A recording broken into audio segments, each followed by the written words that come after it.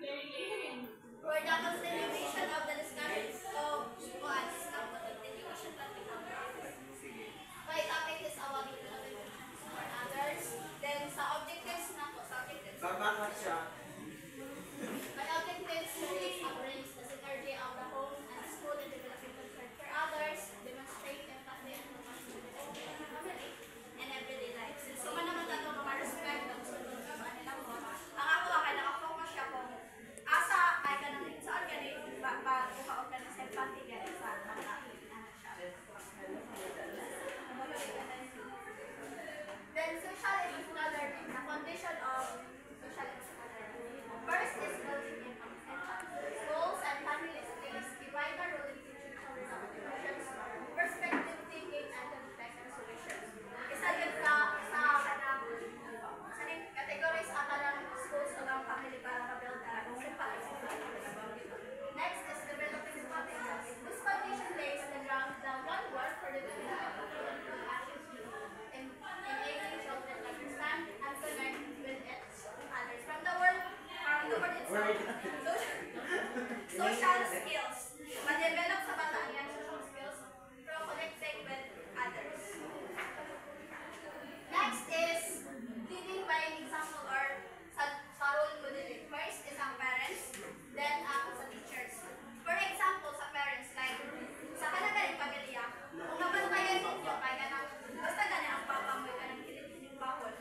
Halos po ang mga bata niya, sa paglalaki, bahon sila. Unlike sa, if mama lang ang kilit bahon, kurang dili ganit kayo mga buwan. Hindi siya, guys. Depende. Pero kasagalan mo dito kung nabantayan, basta papa, parang Ang papa ang mag-lead. oo, Pero ang papa man sa amo ama, sa amo alam na, sa among balay, ang papa, si papa kay, pag-isipan siya ra. mga hindi na siya kalang Kanang mga agad siya, pero kita mo, bahala ka nila. Like, Di ba sila mapapagod? O di sila mamubos ka. Mahawak sila. O pero, Simple di na po. sige na, unlike sa mga, sige na, sige, ay dinilingan ka ba?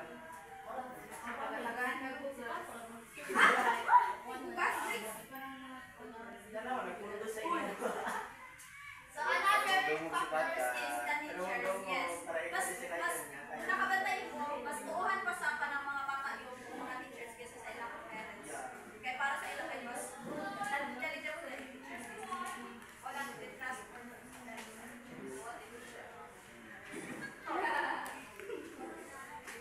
Okay, another is the community improvement. Here is the environmental stewardship. Environmental stewardship, opportunities for children to participate in community activities. Unang, isa po ka factors ka, makagalang sila empathy through joining those activities for the environment. Then, social responsibility, of course. This experience fosters a sense of social responsibility and contribute to the development of concerns for others. Kung nagpamina.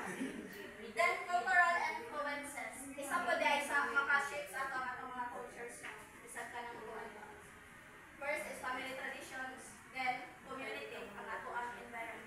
Kaya sa siya makashapes ato. Then, personal experiences. Yes. Model siya ang kanang sa ato ang ito. Positive interactions. Then, kindness and compassion for others. So, again, in nurturing the sympathy for others, we have to be social.